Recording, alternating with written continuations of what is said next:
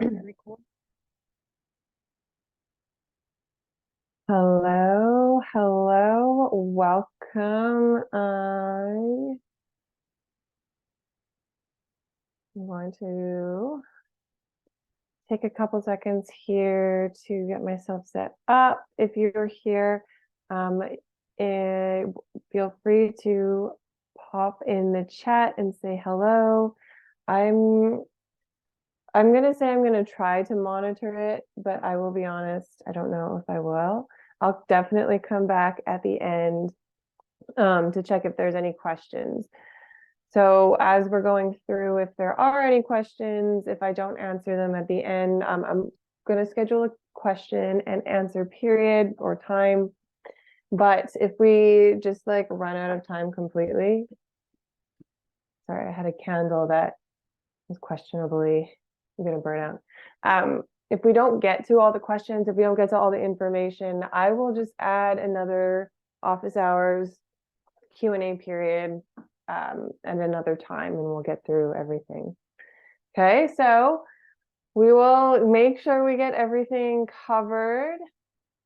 I will, again, try to monitor the chat, but welcome, drop your name, where you're from, if you want to share a little bit about yourself and your journey here, your skin journey or health journey or whatever, feel free. If not, that's also totally fine. If you want to be on camera, that's also welcome. If not, I know some of you are working, some of you are doing other stuff. That's fine too. If you're just listening, that's great. Amazing. Your meeting was canceled. Cool. Okay, so let me share my screen and then I'm going to get right into it because we have a lot of stuff to go over today. Okay, I'm going to change my view, but I think we're good. Can you all see my little PowerPoint presentation? Cool. Amazing, thank you. Okay, so let's dive in. Welcome to the Steroid Free Skin Academy. If you don't know me yet, I know a lot of you here, but if not, my name is Kayla, Dr. Kayla Clark. I'm a naturopathic doctor. I am from Vancouver, BC originally, and that is where I was when I went through topical steroid withdrawal in 2016. I had a little bit about like my history before that. I had eczema, I have anaphylactic allergies. I don't have, knock on wood, hay fever or anything, but I have a lot of the atopic stuff. So I'm definitely an atopic person and went through TSW in the middle of medical school, and it was really intense and really tough, but I also learned a lot. And I really enjoy helping other people learn about their bodies and their skin through the lens of their skin and TSW, because unfortunately at the point where we're at, it's kind of like we've already been through the medical system and we're already at a point where we're not really trusting per se. And so we're looking how to take control of our own health. And so that comes through the lens of our skin, because that's the journey we've been given. But also, skin, as you'll learn, as we'll talk about, is so much more than just skin. It's not just the physical body. It's not just what you put on it. It's, your mindset, it's your nervous system, it's, yes, your diet, it's supplements, it's everything. It's connected to your gut, to your hormones, to your stress, to all of the above. And so really it's about learning how to best take care of yourself and optimize your own health and be sovereign, really. And so that's what I'm, at the end of the day, passionate about. So that's me. Nowadays, my skin is great. It's, I will say I have a tendency towards eczema, but I don't put any steroids on it. I don't really put anything on it. When I say I have a tendency towards eczema, I mean that it will like flare up a little bit in like my elbows and the kind of traditional spots. And when I say that, maybe like, for example, if I ate a ton of dairy, a bunch of ice cream like I did in the summertime here, or there was mold. Mold was a different story, and we'll kind of touch on that in a moment. But yeah, so I mean, on the day to day, my skin is fine, and I never ever thought that I would be in a place where I could say that, where I wouldn't have to worry about steroid creams or like putting them on or what's going to happen, and then going through TSW. I'm sure many of you can relate, or having any chronic skin conditions, psoriasis, eczema, acne, anything like that. Just having a skin condition that is on your body for you to feel and be uncomfortable, but also for everyone else to see. So I know what that's like. And yes, so I feel you there. So today we're going to talk about Candida, fungus, yeast, all kind of same but different ways to say the same thing. And these are something that is a bit elusive in general, but something we all hear about, especially when it comes to our skin, especially when it comes to eczema and TSW. And I should note here, I'm going to talk about TSW and eczema a lot, just because that is my story, and that is also the root foundations of this group. However, I'm also cognizant of the fact that, like I was saying, there are many other skin conditions that all of this can apply to, such as psoriasis, such as acne, such as contact dermatitis, allergies, whatever. And so there might be slight differences, nuances, but really we're just talking about foundations here. So you can apply all of this information to your own condition. That being said, you know, we're all very different people, and we all are going to require a different approach. And so we're going to go through the protocols. You can see the agenda here, that we are going to go through the protocols of,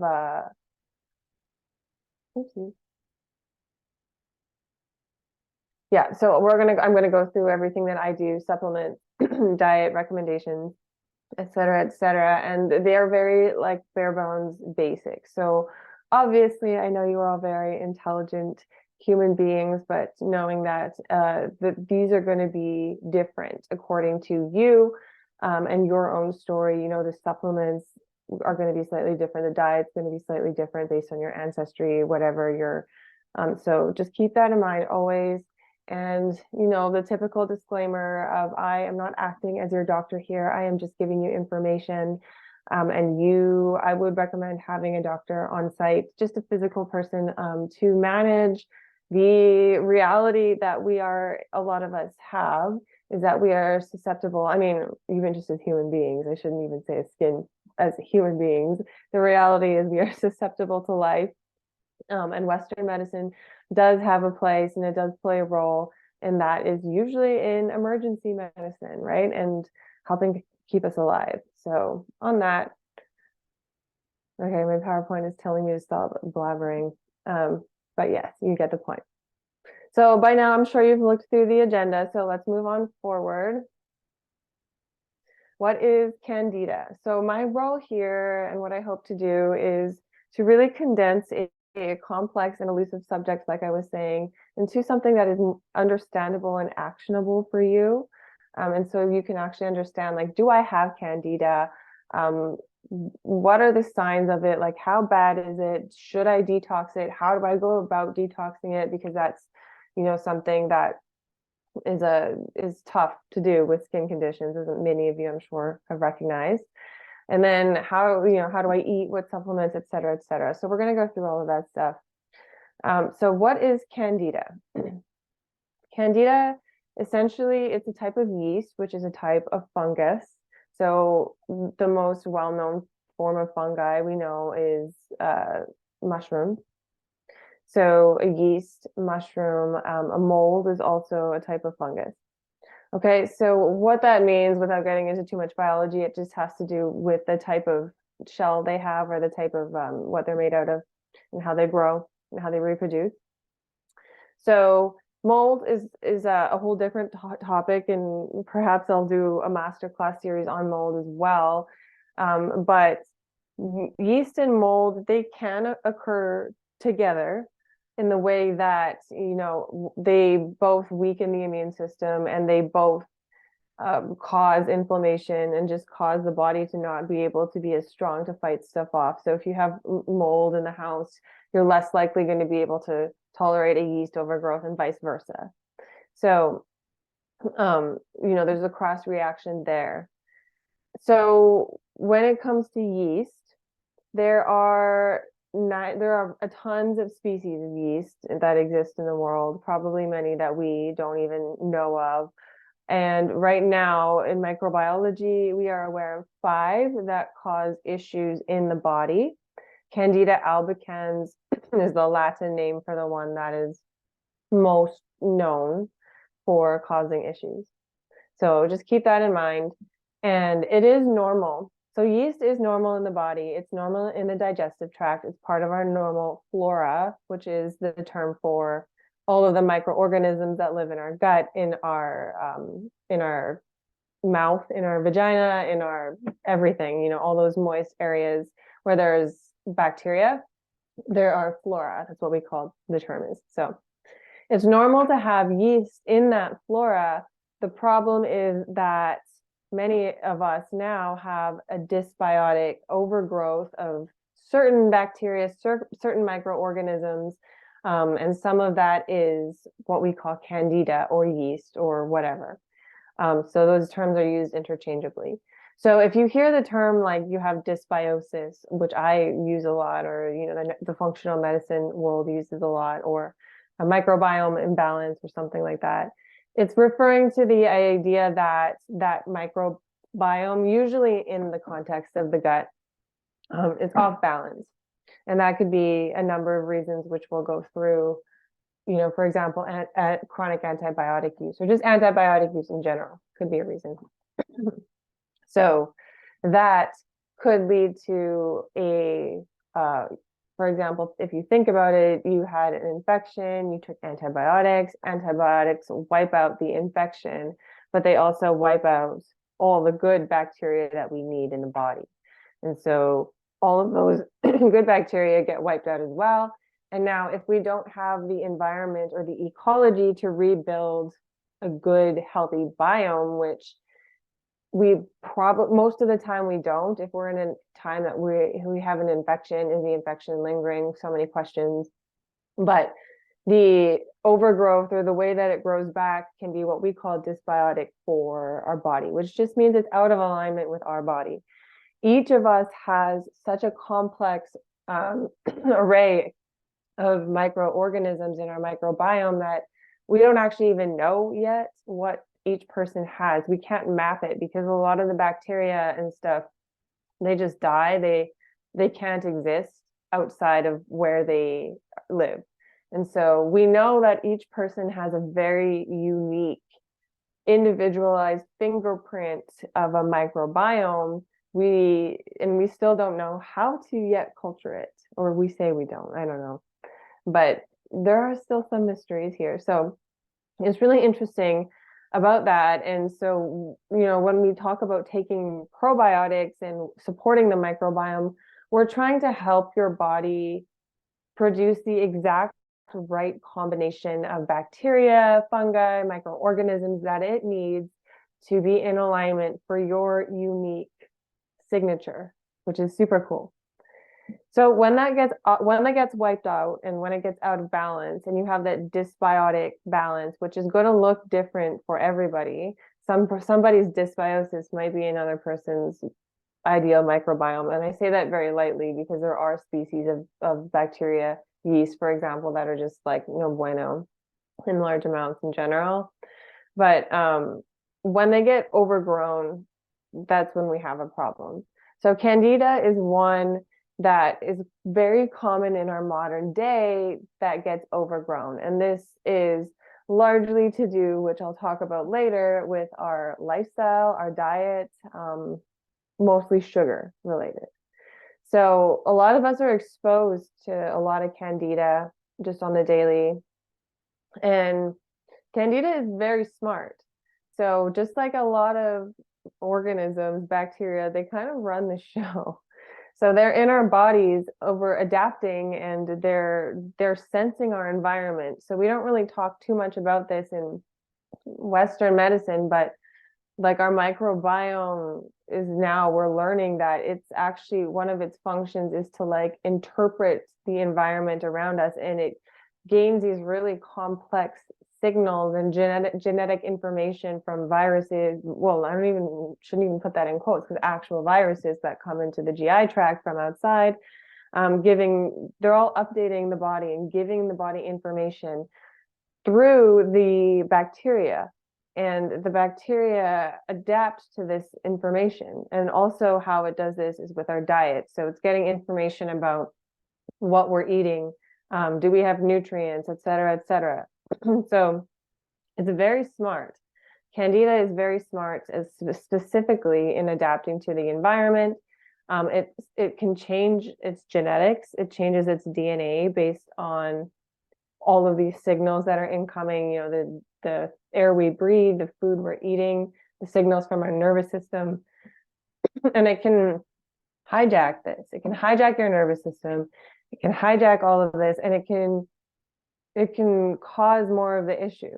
And so one of the biggest things is I talk about intuitive eating a lot, which is sort of listening to your subconscious and how to eat the right way for you.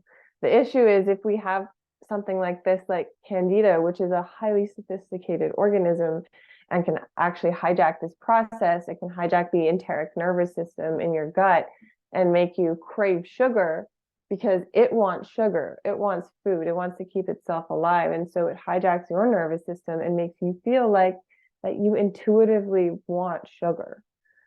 And so this is where intuitive eating becomes even more of like nature is really smart. So Candida is smart. And so just being aware of that, and we'll talk about clues and other things, but being really in touch with your body and physically, mentally, emotionally, intuitively, and just being aware that it can do this stuff. So as I was talking about, sugar is the biggest food for Candida, for yeast, for many dysbiotic organisms that are bad. It causes inflammation and blah, blah, blah. I don't need to go into the nuances of sugar. We all know how bad it is, but that's the main food fuel for Candida.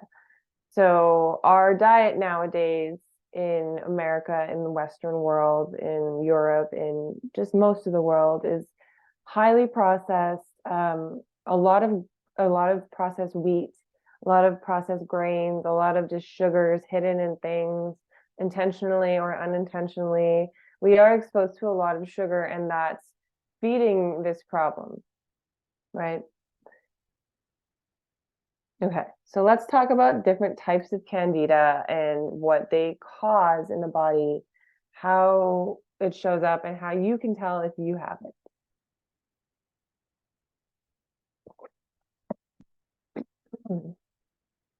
If anyone has any questions so far, drop them in the chat. Or if I ever have any like tech issues, please let me know. I can see it.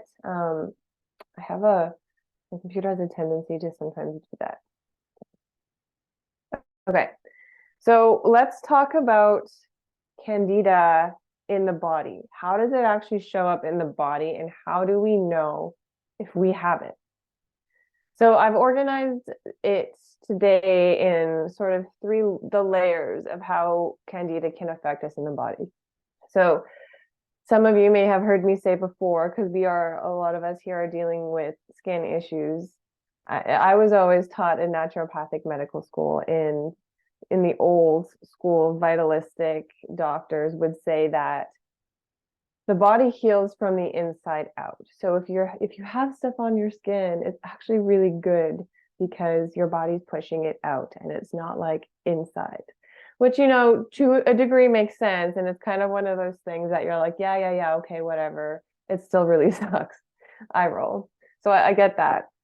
But I will just repeat it there. And, on the same spectrum of thinking like that, asthma, allergies, eczema, they are all atopic conditions. They're all a spectrum of the same sort of thing, manifestation, and they do sort of follow that pattern, right? So eczema on the skin and allergies, maybe more in that kind of middle area, where an asthma, it's deeper, it's like in the lung tissue, in our breath, right? And that's more invasive and life-threatening. And so just thinking about it like that. And so that's sort of how I've gone about organizing Candida today. So hopefully that will help us understand and conceptualize what it's doing in the body. So cutaneous, by that I mean on the skin. Obviously, that's what we're kind of focusing on today. And I will break these down and go into them a little bit more. But cutaneous Candida infections on the skin, mucocutaneous a little bit deeper. So again, oral thrush, and then the vaginal yeast infection is probably the most common and well-known thing that affects us nowadays. And then more of a systemic yeast infections. If you go on the internet, we'll say like they only affect people with HIV and it's really dangerous and to have a systemic yeast infection in the blood. And yes, this is true. But I'm also going to talk about a systemic yeast infection in the context of like you have yeast in the gut. You can't really tell objectively or see objectively if you have like yeast in the gut like you can with oral thrush or on the skin, but we'll have secondary symptoms like brain fog and eczema, etc., that will show up. So that's what I'll also be talking about in terms of systemic. Okay, so skin, like how does Candida manifest on the skin? And so while I'm talking about these, also keep in mind that this is also kind of like a signs and symptoms section of how do I know if I have Candida, which I will come back to at the end. But as I'm going through, keep in mind if any of these things affect you currently or if they have in the past, and if they co-occur together, they are all clues. And you might have one or none or all of them, hopefully not all of them, but yes, so it's not exclusive, as you know. Okay. So the first one is basically, Candida, it affects your skin and it likes warm, moist environments. So just remember this as a hallmark. If you forget everything else, just remember that it likes to hang out in warm, moist areas. So on our skin, that is areas like in our armpits, in our groin, in our skin folds, wherever there's just like air trapped in areas that it can grow, that is where it's going to grow. So also, this is an issue if you live somewhere super hot like me and you're always sweating and going to hot yoga or whatever, just keep this in mind if you're sitting in those clothes too. Nice area for yeast and unpleasant things to grow. Angular cheilitis. So this is a common one that I know many of you deal with, and it's kind of a hallmark of a couple things. One of them is B vitamin issues, and one of them, if co-occurring with other things, can be Candida. So that's when you have the cuts right in the corners of your mouth. It's really unpleasant, but that's what that is. Oh, there's an extra P here, but this is when you have, like in your nails, essentially. So an infection around the nails, in the nail beds. This can be also a sign of Candida or fungal infection. If it looks like it's like yellow or separating, that could be a sign. I don't know if anyone watches TV. There was a commercial like a year, maybe it's still on, I don't even know, but it was like a little kid and his dad, and the kid was like, "Dad, why does your toe look so gross?" And the dad's like, "It's a fungus, it's fine." And the mom walks in and she's like, "It's not fine, it'll infect you." And yeah, anyways, it was just kind of a funny commercial that stuck in my head. But that's essentially what that is, what this is here. So it can be really unpleasant and painful and uncomfortable. So that's that. Folliculitis is another one that many of you potentially have dealt with. So that's just like when you get the inflamed hair follicles. These can be mild and they can also be infected and really gnarly. So yeast and Candida is one thing that can contribute to those. Staph on the skin is also another one. That's a bacteria. So a same manifestation, a different cause. And then this is the other one, EIB. So this is unpleasant if any of you have ever experienced this, but this is like when you get, it's in between the fingers and the toes, like the webbing. So, I mean, and so if you have these, you're also probably dealing with just like a lot of more systemic skin stuff.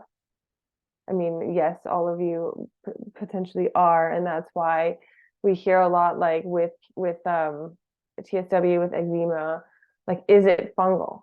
Especially because it starts for a lot of us spreading really quickly out of nowhere, and we're like, ah, and a lot of us potentially have been using immunosuppressants at the time, whether that be a topical steroid or an oral steroid or whatever. So it is definitely on the DDX list, DDX, sorry. Keep it in mind, it's on the differential diagnosis list. We need to make sure we check that it's there. Athlete's foot. Okay, yes, I will. I'm actually going to talk about that. It potentially is in the next slide. Yeah, it is. Okay, great timing. So athlete's foot is ringworm. So it's the same thing, tinea capitis. And so it's not Candida, but it is a fungus. And so I put a special note here to keep, I put a special note here just to keep that in mind. So it's technically not Candida, it is technically a fungus. So like the treatment will be the same. How do you tell? It's mostly clinical. Ringworm is very distinctive. And so like an athlete's foot, same thing. It's like caused by the dermatophytes fungus, not the Candida. Jock itch, athlete's foot, ringworm, same. So yeah, I mean, it's very distinctive looking. You can also tell with something called a Woods lamp, which most walk-in clinics have, I think. It's a UV light that tells if it's fungal. So yeah.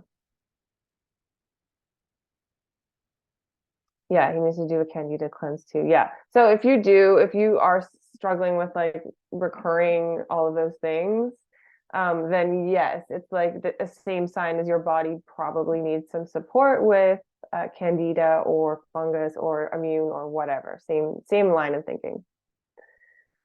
Okay, so we just talked about some of the skin manifestations of Candida, that, the nails, the all of the other things. But as a whole, I would say, like, how do you know if it's Candida or TSW? And I think I have a slide somewhere later for that, but I'm just going to talk about it now.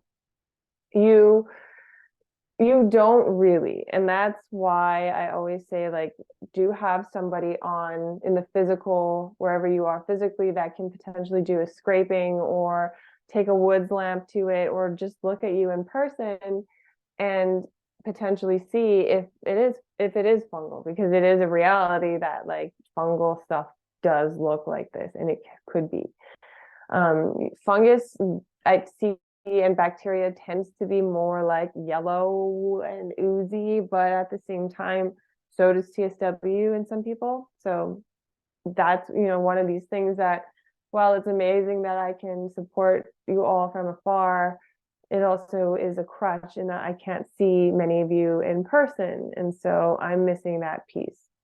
So hopefully by teaching you this, you learn as much as you can and understand, like, oh, maybe I should go get this checked out because I don't know. Okay. So we just talked about some of the the skin manifestations of Candida. Let's talk a little bit of going one layer deeper to the gut. So the mucocutaneous we talked about earlier. I guess that would be the next layer. I did these out of order. No, I didn't. I just skipped one.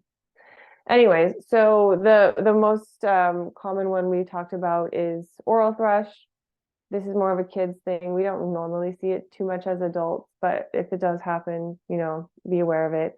Also, if you see like white spots in your mouth, strep throat is kind of the hallmark of that too. So if you have other signs of infection, just go to the doctor, like I just said. A vaginal yeast infection is probably the most common manifestation nowadays of yeast overgrowth.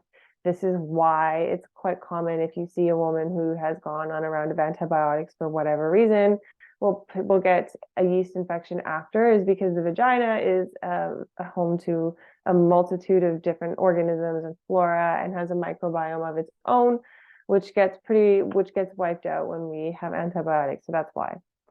And so yeast infection, or something called BV, bacterial vaginosis, is another manifestation of just that, is like a microbiome imbalance in the vaginal microbiome.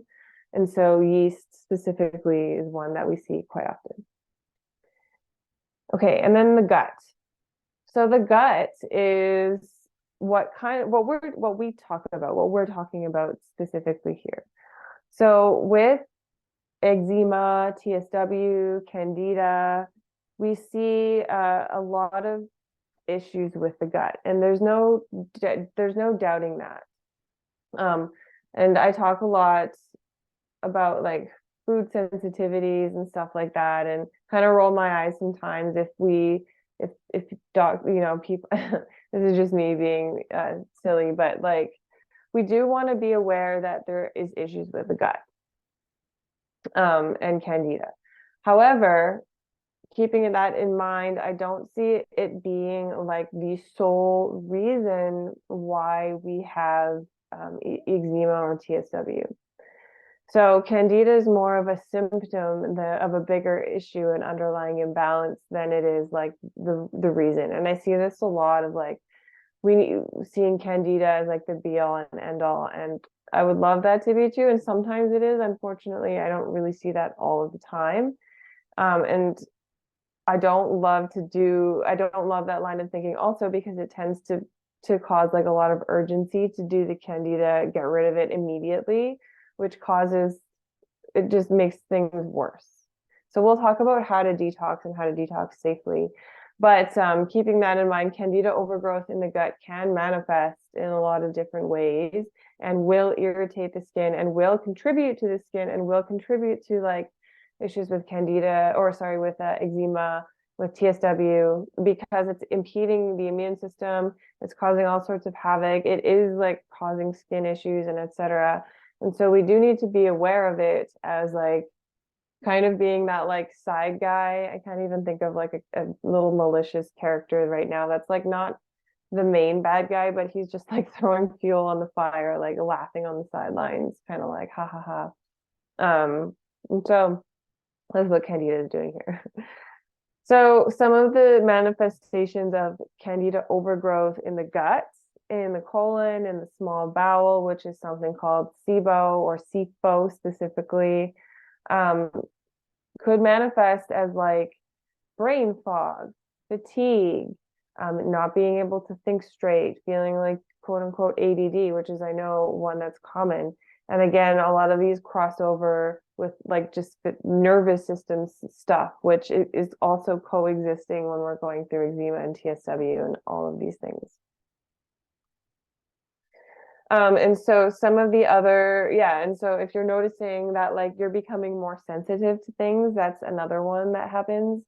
If you're like becoming more sensitive to smells, if you're becoming more sensitive to certain foods and all of a sudden you can't eat this food, or now you can't go outside because it's whatever, that could be a sign also that your body is just becoming more and more sensitized and overwhelmed. Could be other things as well, but it is something to keep in mind.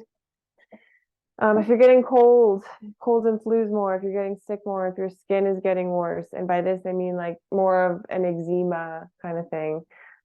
Again, all signs of systemic gut potentially involved Candida. So I'm just going to skip this one. So like, how do you know if you actually have Candida? Okay, because we kind of just went through a lot of things and it's like, yeah, okay, you probably are like, yes, check, I have this skin issue. Maybe you deal with, yeast infections or not. That would be a good clue. Yes, I'm dealing with all of this stuff. So how do you know if you actually have it? Let's talk about it. So diagnosing Candida. It's mostly clinical, I would say. There are some tests that will give us clues, and I will go through those in a moment here. But when I diagnose Candida, there's no like one test that's like, hey, you have it, unless it's like a skin scraping on the skin. But it's mostly clinical. So obviously a physical exam is going to be a big piece of it. That's what I was saying here is I'm missing out on that actual physical piece. So noting like, what does your skin look like? Is it existing in those folds in your armpits, under your breast tissue, in your groin area? What's going on there? Do you have thrush in your mouth? Do you have any signs of yeast infections? Is your eczema like yeasty? Do you have that yeasty smell? That's another one, in your breath, in your skin. And so a physical exam is going to be a big one. Another is, like I was saying, history and diet. So do you have a history of a lot of infections and antibiotics? Do you have a history of an atopic immune system? Do you have a history of yeast infections or things like that? That's going to be a big one. Chronic yeast infections or fungal infections, athlete's foot, whatever. Do you eat, and being honest here, do you eat a diet that's higher in processed sugars or processed foods? Do you eat on the go? Are your blood sugars higher because you're stressed out? We'll talk about more of these in a moment, but these are all things that will set the environment for Candida to overgrow. Another one here is using the microscope. So this is again one that probably you'll have to go to a doctor, and this is like what I was saying, a skin scraping or a Woods lamp or something to actually physically look at the skin. That's the most definitive way to look, especially in cases of TSW or like rapid worsening of skin stuff. And then using functional lab work. So let's dive into this one a little bit more because I know a lot of you are interested in this, and this is sort of my domain too. So how can you use functional lab work to see if you have Candida overgrowth? So here are some labs that I like to use.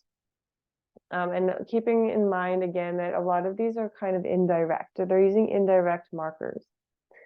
So with a stool test, it can tell, yes, if there's Candida, if there's yeast in your stool.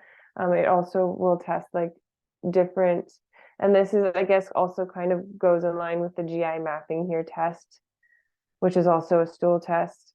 But these are testing the presence of yeast in your stool, testing the different breakdown products, the different sugars, starches, etc., in your stool.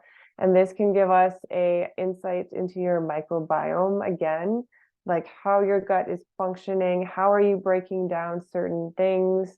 If there's like an increased amount of a certain metabolite, it could indicate that like you don't have as much of this bacteria or an overgrowth of this bacteria that's causing that. So sort of an indirect way, but it can be really helpful in helping us identify any overgrowth or dysbiosis. So that's like a GI map and a stool test. Also, a stool test is helpful. These are for like parasites and other things. Organic acids testing is usually a urine test. And what this is testing is again, the breakdown of the metabolites of certain toxins in your blood, in your body, in your urine. And so again, it's testing more so, whereas your GI map is testing like how your body is breaking down food and your microbiome. The organic acids test is testing how your body is detoxing things. And so it's more of like how well are your detox pathways functioning. So both are important and good information. They're just slightly different. And so organic acids testing again can give us different clues based on different metabolites that are present, potentially if there's like a yeast overgrowth or what. And then allergy testing. So this is actually testing the immune system for like antibodies to the Candida.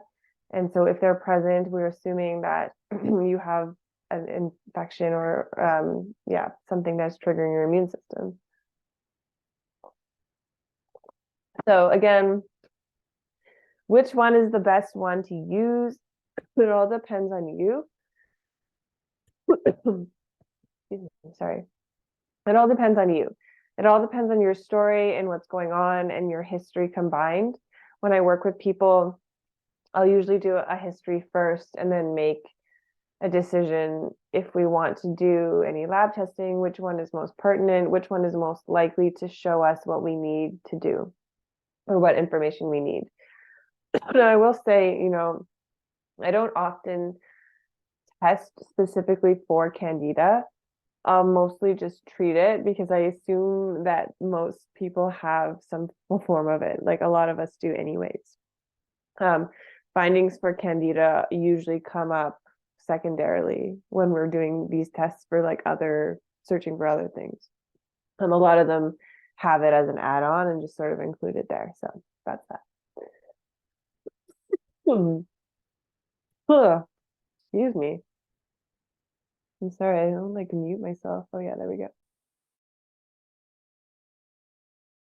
go. Okay. So as I was talking about before, we are going to chat about who gets Candida, why, and then what are some of the root causes. So, Candida is, like I was saying, it exists in our flora. It exists in our normal bodies. We evolved with it. But why is it causing so many issues now? And it's likely because of our standard American lifestyle. And I don't mean that specifically in America. I guess the Western lifestyle would be a better term to use. But, we're stressed and we're rushing all the time. We don't sit down to eat. We don't engage our nervous system and our parasympathetics, our rest and digest before we eat. And so our blood sugars are higher, which leads us to, I guess, the one underneath, which is metabolic dysregulation. And higher blood sugars lead to the metabolic stuff is like more inflammation, more chronic disease, which leads to an environment that isn't able to keep Candida overgrowth at bay. High sugar intake, I mean, that one's pretty self-explanatory, and the nutrient deficiencies that come because of that. And so this is another huge big one that I see a lot in atopic individuals like myself and like many of you is nutrient deficiencies, specifically B vitamins and trace minerals. And so a lot of this has to do with, yes, our food choices, but also just our soil quality nowadays. And so all of this contributes to, again, an environment of metabolic dysregulation, high sugars, immune system disactivation, imbalance that allows Candida to overgrow and take over.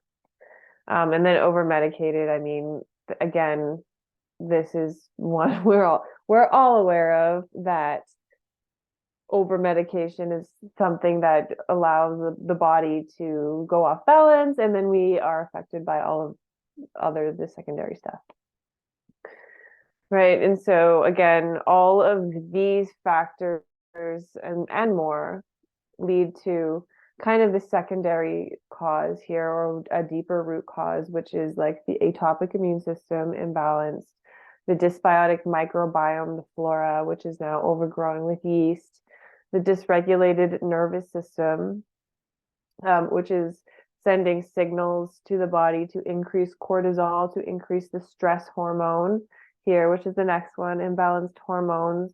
We're not even touching on like sex hormones, estrogen, testosterone, and they are related. We're just not talking about them here because it's a very big topic, but they are absolutely affected. But cortisol increases, we have higher sugar, and then on the side here, just clogged up detox pathways, and so we can't actually deal with the overgrowth. And that leads to yeast. So yes, remembering that small amounts of yeast are normal. So it's not like you like catch it from something. It's that it's always there. We aren't really looking at like the yeast as the issue, and that's sort of something we are working to reprogram, I think, in our modern medical model, is that we look at like these viruses or these candidas as the enemy, and they're not. They just exist. They always have. But what's changed that's allowed them to flourish and overtake is their environment. And so that's really what we are trying to control, right? Is how do we eat? How is our stress? Are we giving ourselves nourishment? Are we going outside? Are we doing all of the things to keep ourselves healthy, and allow our body to keep itself in balance? Okay, so is Candida causing my skin issues? I already talked about that. Yes and no. It's important to keep it in mind and do a detox at some point, because I'm pretty sure that all of us have had and currently are dealing with some form of Candida, not even as skin people, just as human beings, in the Western world. So yes, we do want to do a detox. I don't often see it being the magic cure-all and end-all, but it does allow the body now to have a massive barrier and obstacle to cure gone. So now it can focus on healing through that TSW, healing through the eczema, whatever, and just doing that much more efficiently. Okay, so the good stuff. How do you actually detox Candida? How do you do it safely? Should you be doing it? We'll go through all of that now. So first thing to ask yourself, first thing is first, I would always recommend working with somebody who knows what they're doing. Again, Candida and detox, especially when you're going through TSW or have any sort of skin condition, is really not a wise idea. I know I did this, and I know some of you did it as well, is like, it's kind of the natural thing to want to do when you have a skin condition, especially if it's coming on really fast and hard. You're like, let's do a detox. And so you do that, but our bodies are not ready. You're not equipped for that. And it just made things so much worse for me. So much worse. I was traumatized. It was terrible. And I'm sure I did some long-term setbacks. So I don't want people to do that. And so it's one of the things that I really try to hammer in, is like, don't do a hardcore detox. Don't be in a hurry. Slower is better. It's more efficient.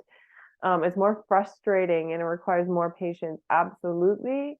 But I think it's much more potent and powerful if we're doing it in the seasons of your body versus just like forcing something that's not ready to happen.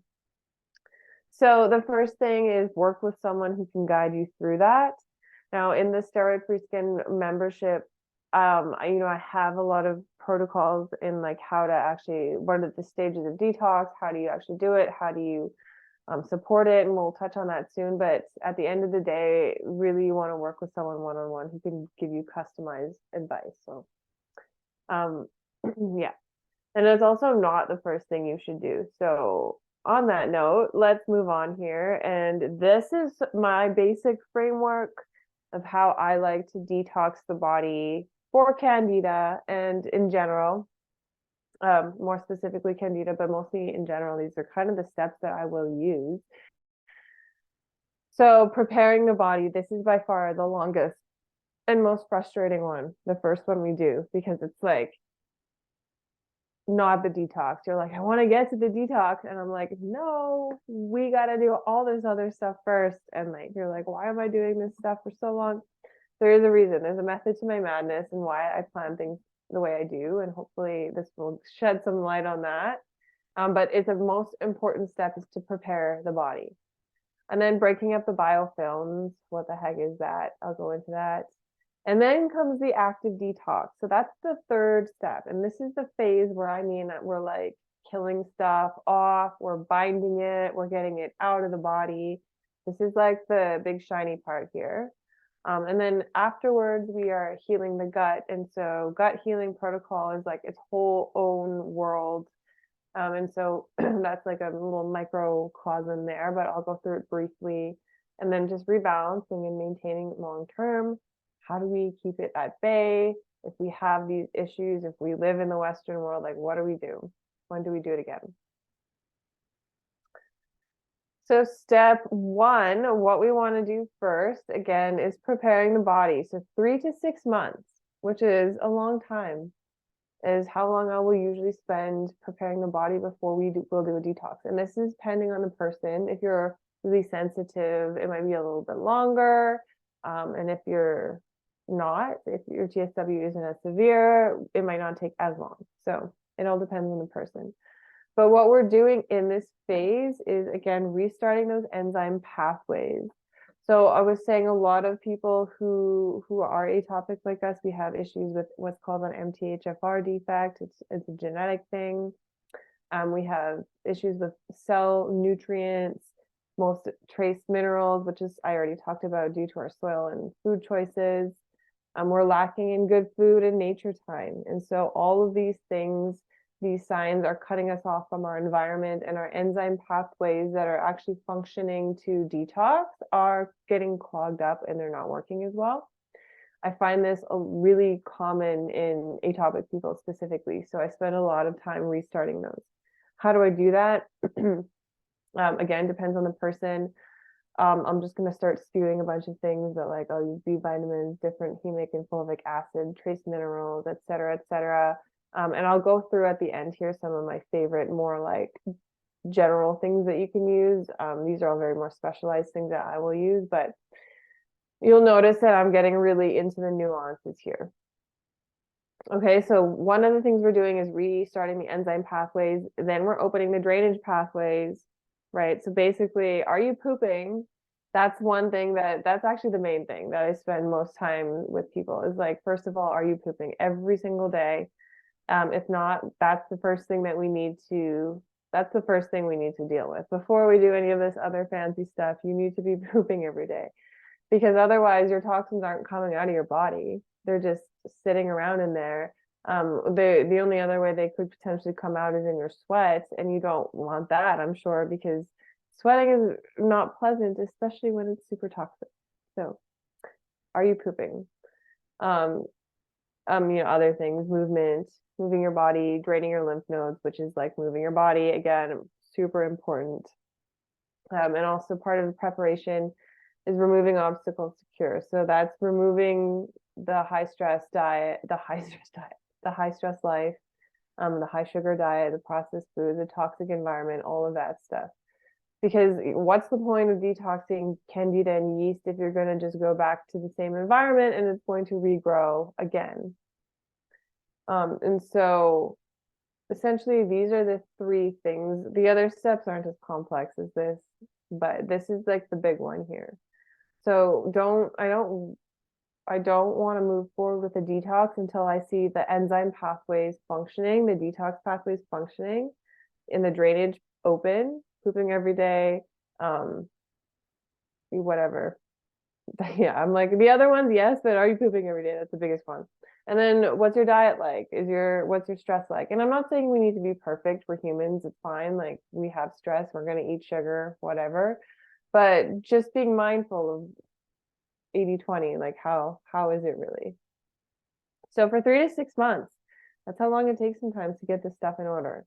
And then when the body is actually ready, the first step in the actual detox process is breaking up biofilms. So biofilms are, I'm almost done here. I'm aware of the time. It is 11:55. So biofilms are basically film of bacteria, fungus, whatever microorganisms that they form to protect themselves against destruction.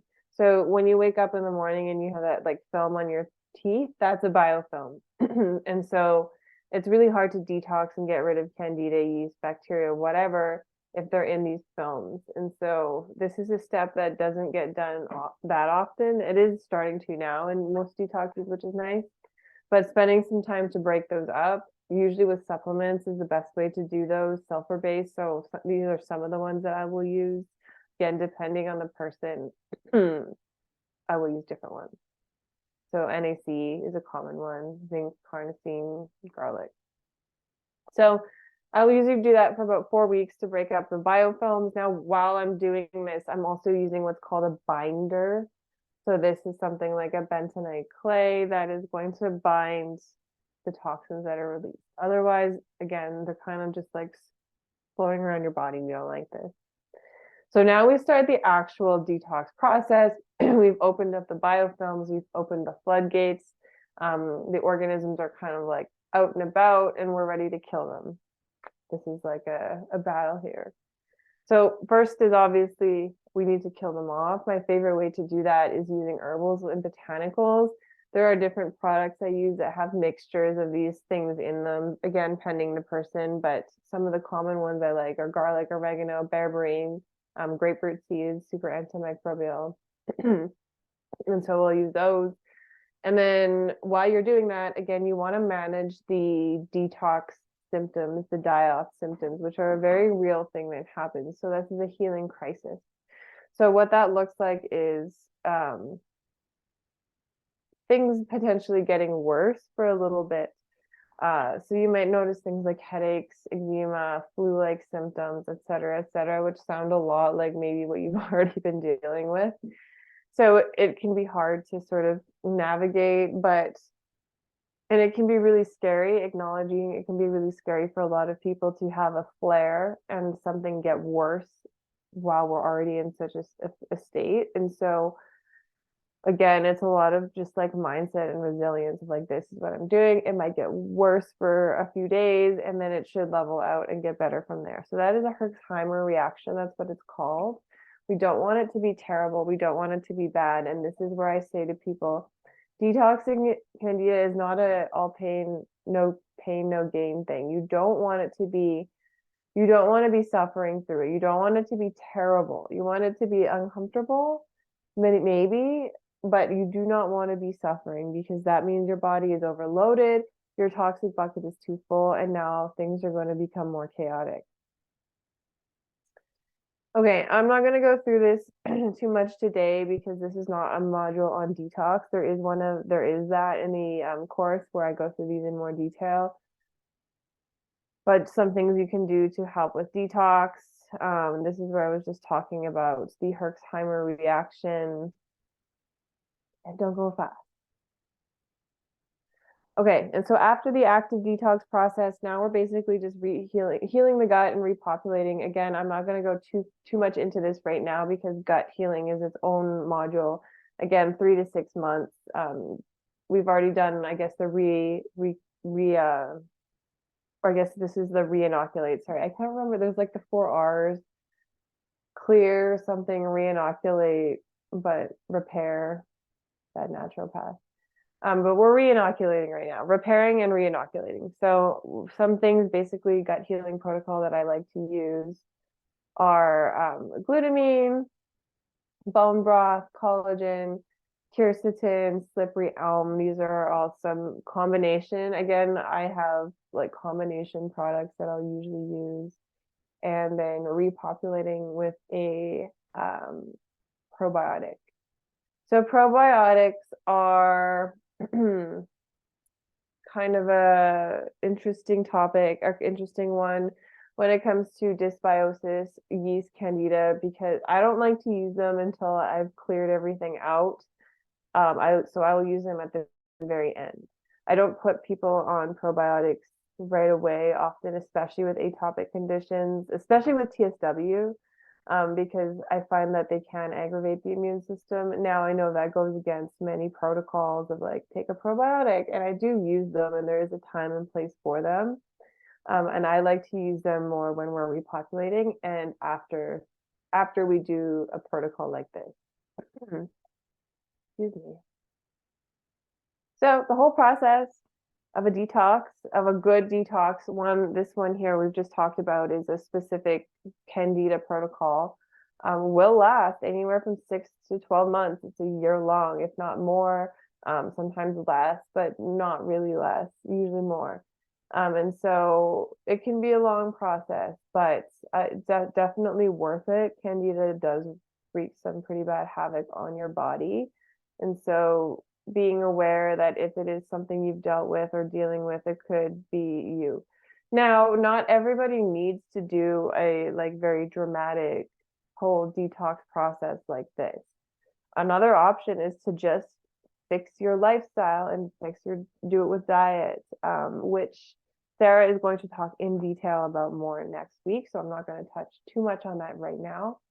But over time, and then hopefully, like you're just using the idea that your body and your lifestyle will shape this. Is that possible? I think it is. I just think it will take a really long time and a lot of work. I do like to do more of a not intense, but intentional Candida type cleanse with people at least once. And then again, when do you redo that? It depends on your lifestyle and your skin and your symptoms. Every year, every 2 years, probably. Okay, again, I won't go through this in too much detail right now, but I will drop all of this in the course notes. So I will post this whole slideshow and whole presentation as a whole in the course later. And then what I'm going to do is also create these modules as many broken down modules. So you'll have access to everything that I've talked about today, but in also more detail and in written form and in also video, just like broken down bite-sized form. So I will leave this here for you to just peruse really quickly. Again, I will drop this later, but these are some of my favorite supplements to use for some of those steps that I talked about. So I dropped a lot of names of a lot of things earlier, but these are my favorites. These are the ones that I use most often. What is a soil-based probiotic? So soil-based probiotics are kind of new to the market. They're exactly what they sound like, soil-based. And basically, we're still learning and understanding how they work and what they do, but they're working under the premise that we are not in touch with nature as we used to be. So literally, if we think about it, we used to like eat dirt. As a kid, I used to get out there, probably ate dirt. And we used to get these microorganisms from that. And that is what I was talking about before, is that they would update our DNA, they would update our microbiome as to what's going on in the earth around us. And so the soil-based probiotics are repleting some of the soil information and probiotics, essentially microorganisms from the soil. Now, I like the brands. Oh my gosh, I can't remember the main brand off the top of my head right now that you can buy everywhere. I will find it and I will post it in the thing, but it might be just like Microbiome Labs or something. It's very generic. But a soil-based probiotic is one that and look for one that also has a human sphere or a human strain in it. So like the lactobacillus, the bifidobacillus, a combination is what I like. And I will find the one I'm thinking of and post it later. So yeah, my favorite trace minerals, again, I talked about that being really low. Again, with the soil-based probiotics, same idea, is we're kind of losing these things from the soil, from nature. So a lot of these problems too would be solved if we spent more time in nature, I'm sure. So liposomal glutathione is a really potent detoxifier. I'll use that sometimes. Liposomal just means that it's better absorbed by the body and it's way more potent. And acetylcysteine, NAC, again, biofilm buster, so that helps break up those biofilms. Bowel mover to help with moving the bowels, as well as to help with detox. Good old fiber. What fiber does and how it works is it bulks up the intestines and it causes the nervous system to be like, oh, I gotta poop. And then it's like training the nervous system to do it on its own.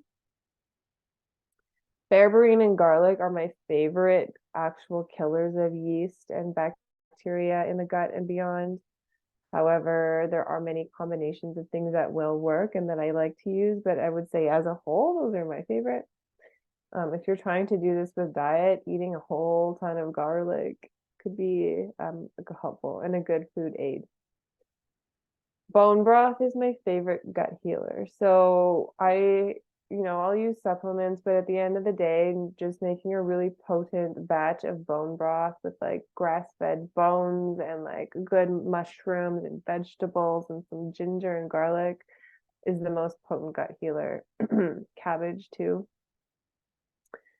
And then other things, I just made like a little side topic here for other things that I would really like to use. Probiotics, we just talked about, and then a binder. Again, their binders are a little bit more hard to come by, but like clays and charcoals and things like that are usually binders if you find a supplement that's called like binder. Fiber can do a nice job of that in a pinch too, if we don't have one. And what that's doing again is helping just mop up some of the die off candida as we kill it during the detox.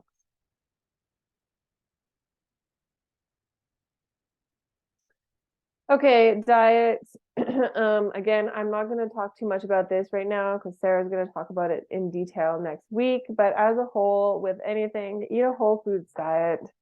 No processed foods or as little as you can have. Obviously, sugar is not great if you're trying to avoid candida. High fibers are great. And also remembering that it's not also as much about what you eat, but also how you eat. So when are you eating? Is your nervous system highly activated? Are you high stress? Are you releasing a lot of cortisol? Are your blood sugars high? If your blood sugar is high, if you're stressed, that's an environment for candida. If you're and like what causes high blood sugar is just like wacky eating patterns, which a lot of us, myself included, are guilty of nowadays. Okay. And like remembering that food is nourishment. And so this is something I've been talking a lot about lately because the reality is a lot of us suffer with food fear and a lot of food anxiety. And remembering that every time we eat, we put a piece of food in our mouth. A lot of us are subconsciously saying, like, is this going to make me flare? Am I allergic to this? So instead, intentionally just being like, this food is nourishment, this food is medicine, just like thinking that. And I know it sounds like maybe cheesy and silly, but it is very powerful to reprogram that unintentional thought we've been doing. Okay, so whew, that was a lot. That was a lot of information. Hopefully, you all learned some stuff. Is there any other questions? I'm going to just hang out. Feel free to unmute yourself or drop it in the chat if you want to, yeah, if you want to chat. Otherwise, I am done talking, so I will leave it open for a while. Nicole asks, the Candida cleanse I've been reading says no mushrooms. What do you think? Yeah, so again, Sarah can touch on this more next week when she talks about diet, but there's a whole bunch of like different rules you can choose to follow.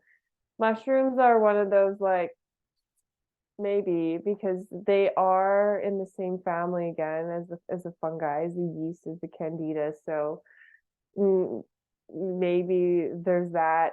Also, just the way that they're grown in the ground, like in an environment that there's a lot of potentially like molds and yeast on them.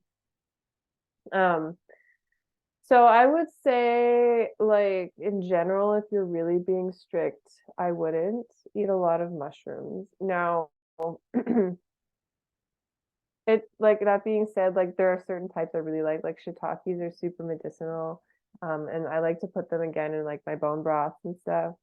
But in general, it depends how strict you're being. Mushrooms might be a good one to just like cut out while you're doing that. But again, Sarah can touch on that next week. Thank you. Sorry. Yeah, it was really great to hear. And I was also wondering about, yeah, the medicinal mushrooms, like having Yes. Okay. like because I love mushrooms and food, but I also was like, for my brain and immune system and things like that. Yeah. Okay. Yeah. And so when it comes to that, I'm just like, whatever. I think the benefits of having those in your diet, like it or your supplement or whatever, outweigh the like candida issues. I think that they're really powerful medicine.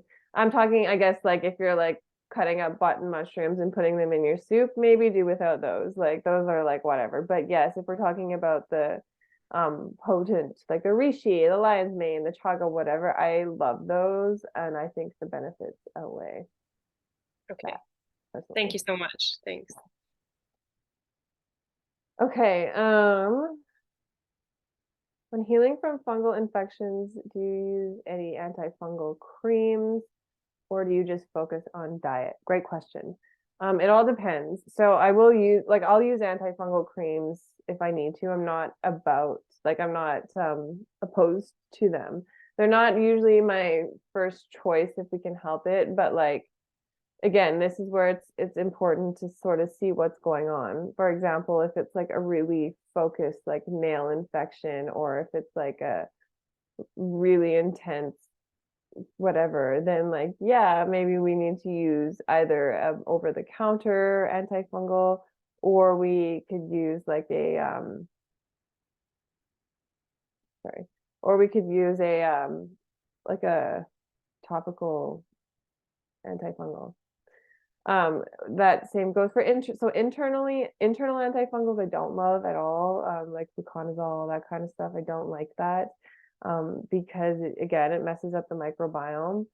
If it's like an internal, more systemic thing, like a gut issue, or like a systemic, like recurring vaginal yeast infections, for example, it's like, okay, maybe we use something in the short term if you're really suffering, but we also need to use things like diet, supplements, do a whole protocol for the long-term effects. So if we need to use like an antifungal cream or prescription or something is needed, then like I'm not opposed to that. Where do you begin when wanting to incorporate bone broth? Ooh, do you make it yourself or can it be purchased? Great question. Bone broth.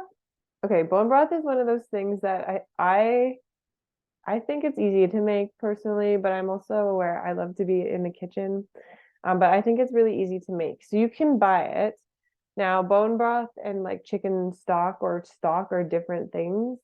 Broth is like you really want the bones simmered in the water. Now, if you get really good quality bone broth and you buy it, it's pretty expensive. Um, and it's easy enough to make that you can, but you can buy it. So just be aware, you can buy it. The good stuff will be like refrigerated. It'll be like congealed. It'll look kind of fatty and gross, but that's the goods. And if you make it at home, again, super easy. I think there's a recipe for it somewhere. I'll post it again, but basically what you do is you can use either an instant pot or a slow cooker crock pot, and you get some bones. I like to get grass-fed, organic, blah, blah, blah, because you're going to be roasting them, and the intention is to leach the nutrients and collagen from the bones. So I don't really want to leach nasty stuff. So I'll splurge. You can use also like you can use fish, you can use chicken bones, you can use vegetable scraps, you can use beef bones. It doesn't have to be, it's just like anything with collagen. You can roast them to just bring out some flavor and like get the oils going. Throw them in the crock pot with water. And again, this is where you get to be creative. You can use your like medicine, potion making skills to make your own medicine. So this is what I love about making bone broth is you're literally making your own medicine. So we're like, okay, we want to heal some skin. We already have some collagen. We know that cold and flu season is coming up, so let's throw in some reishi mushrooms because those are really good for the immune system. Let's throw in some astragalus, which is also helpful. Let's throw in some raw ginger and garlic to help boost the immune system and also is delicious. You can take, what I started doing is taking some our like vegetable scraps that we would throw out normally, like skins and whatever, and just like washing them, and then you can throw those in there. Lots of different herbs like rosemary, oregano, all of it. Like get creative and have fun and like throw it all in there, turn it on, hit broth cook, and then you just let it sit overnight and that's it. I mean, look up a recipe and make sure you have the temperatures corrected for your device and etc. because there is like a little bit more nuance to it, but essentially it's that. And I love it. I love bone broth. I throw it in like rice. It's a good easy way to like sneakily throw nutrients into anything like rice, and also makes it way more delicious. Soups, stews, vegetables. Yeah, so also will up level your cooking game and impress you and your friends. Okay. Let's see, did I lost the chat? Any other questions?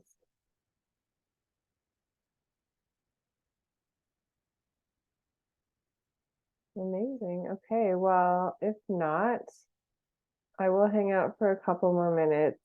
Thank you all so much for being here for this masterclass. I hope you learned a thing or two. I know that there was a lot of information shared. And so, like I said, I'm excited to be able to consolidate this for you into a way that you can understand. And so I will post this entire masterclass if you are interested in rewatching the whole thing. But I will also be condensing and creating the course into smaller bite-sized chunks that you can easily come back to when you're ready to do this again. So next week, Sarah will be here. She will be talking to you about the diet, the Candida diet, and in depth. And then if you have questions about that, she'll be happy to answer them. And then if we need to, I will add another session the third week if we got to. Okay, have an amazing day, and we will see each other soon. Bye, everyone.